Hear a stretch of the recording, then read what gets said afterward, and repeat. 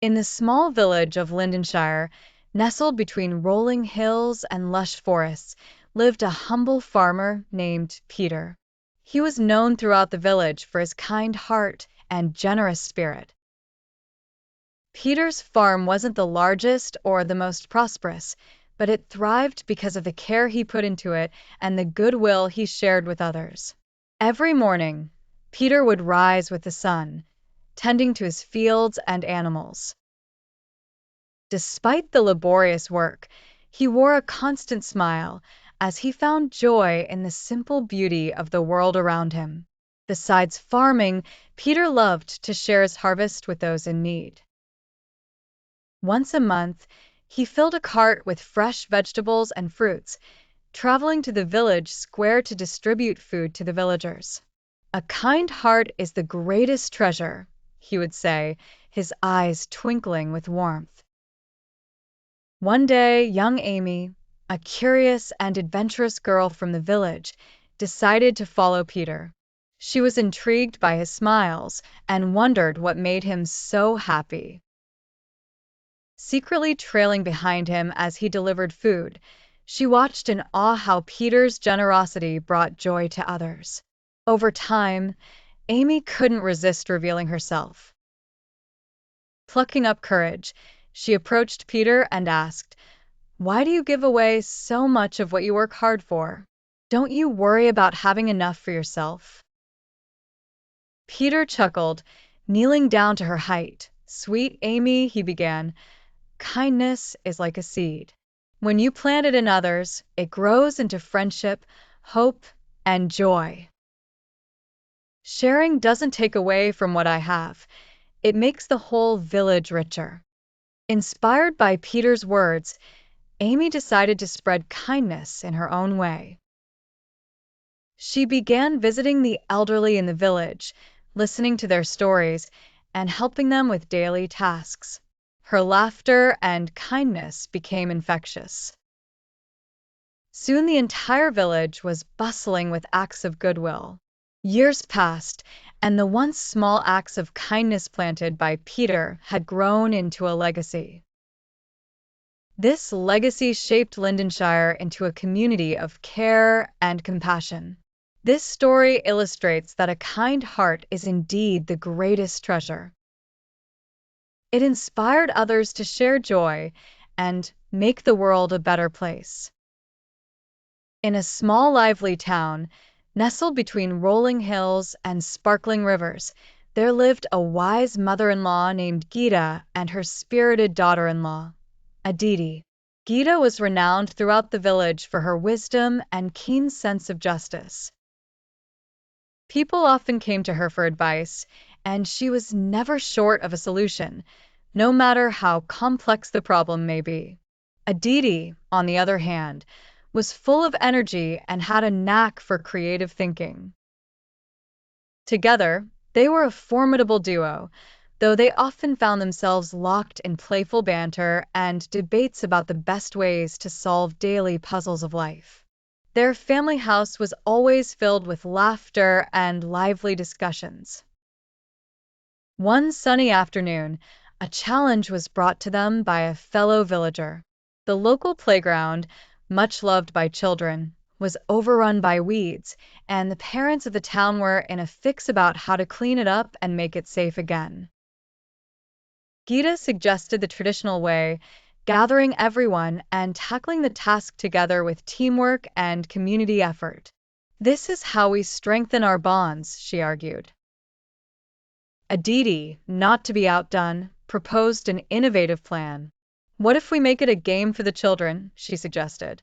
"The one who pulls out the most weeds wins a prize. It will be clean in no time, and the kids will have fun."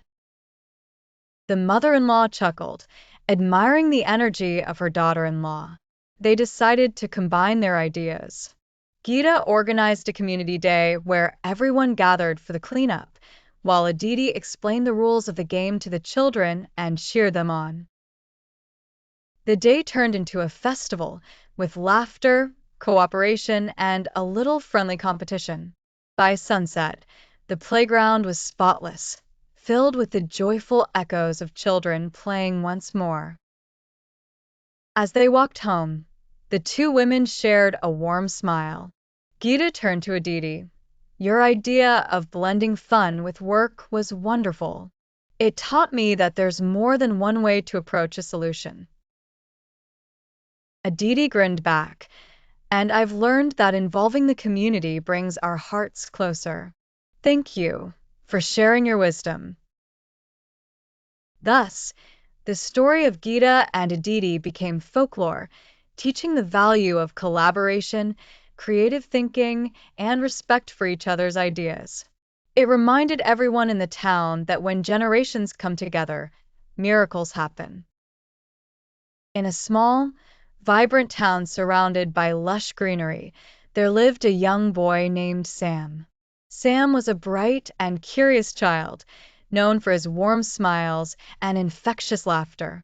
However, even the happiest of hearts can be weighed down by worries, a lesson Sam was about to learn. The day of the school results had arrived. It was a day all the students anticipated with a mix of excitement and trepidation, as their efforts throughout the year were laid out in numbers and grades. Sam, like his peers, was anxious. He had worked hard and studied diligently, hoping to make his parents proud. As he reached school, he noticed his friend Lily sitting alone under the giant oak tree, looking at her report card. Her face bore an expression of disappointment. Concerned, Sam approached her and asked, Hey Lily, are you okay? How did the results go? Lily looked up with a sigh. I didn't do as well as I hoped, she admitted. I feel like I've let everyone down. Sam pondered for a moment before responding. You know, my dad always tells me that results don't define who we are. What matters is our effort and how much we've learned. Lily managed a faint smile, but uncertainty still clouded her eyes. I guess, she said softly. Determined to lift her spirits, Sam said, Let's look at this from a different perspective. You've learned so much this year, and I've seen you grow. The grades don't show the times you stayed up late working on that science project or the times you helped me when I was stuck. Sam's words seemed to spark something in Lily. You're right, she said, more to herself than to Sam. I did work hard, and even if the grades aren't what I wanted, I learned a lot. As the bell rang, calling them to class, Sam added, And don't forget, we'll do even better next year. We'll help each other. Walking together toward their classroom, Lily's spirits were noticeably lifted, and Sam felt a warmth in his chest. It was a reminder of the true essence of school: growth, friendship, and support. And so, the day of results turned into a lesson much greater than numbers on a paper. It was a lesson about self-worth, the value of effort, and the strength of friendship. Sam and Lily knew that while results were important, they would never let numbers define their journey. In the end, the story resonated with everyone in the town, a tale passed down, teaching all the children that success is more than just grades. It's about becoming the best version of themselves. Once upon a time, in a lush green forest, there lived a clever crow named Coco. Her shiny black feathers and bright eyes made her a striking figure among the other forest creatures. Coco was known for her wisdom and quick wit. High up in a sturdy neem tree, she had made a cozy nest where she laid her eggs. Not far from the neem tree lived a cunning snake named Serpo. Serpo was infamous in the forest for his devious ways and his love for eggs. He had long set his eyes on Coco's eggs, waiting for the perfect chance to steal them. One warm, sunny morning, Coco flew away to gather food. Watching her go, Serpo seized the opportunity and slithered towards the tree to have Coco's eggs for breakfast. As he crept up the trunk, he imagined the delicious taste of those eggs.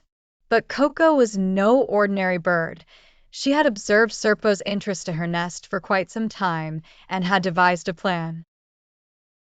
As Serpo began his slithering ascent, Coco, who was cleverly hidden behind a nearby bush monitoring the situation, spotted him. She swiftly flew to a nearby river where she had placed a valuable, shiny necklace she had found recently. Swooping down, Coco picked up the necklace and flew back towards her tree. As fast as a flash, without being noticed by Serpo, she dropped the necklace into her nest and flew back to her hidden spot, watching eagerly. Just as Serpo was almost to the nest, a group of villagers passed by the tree with one of them exclaiming, "Look, a crow has a shiny necklace." Recognizing their lost treasure, the villagers gathered under the tree, pointing at Coco's nest. With great excitement, they poked at the tree with sticks to retrieve the necklace, unknowingly scaring Serpo away from his intended meal. Slinking away in defeat, Serpo returned to the shadows of the forest. Meanwhile, Coco, satisfied that her plan had worked, waited patiently until the villagers retrieved their necklace and left. Then she returned safely to her nest, guarding her eggs once more. From that day on, Serpo stayed away, never daring to come near Coco's tree again. The forest animals learned a valuable lesson. Intelligence and quick thinking can overcome cunning and greed. Coco became a hero among her fellow creatures, admired for her courage and cleverness in outwitting the sly snake. And so, peace returned to the little corner of the forest where Coco lived happily with her soon-to-hatch chicks.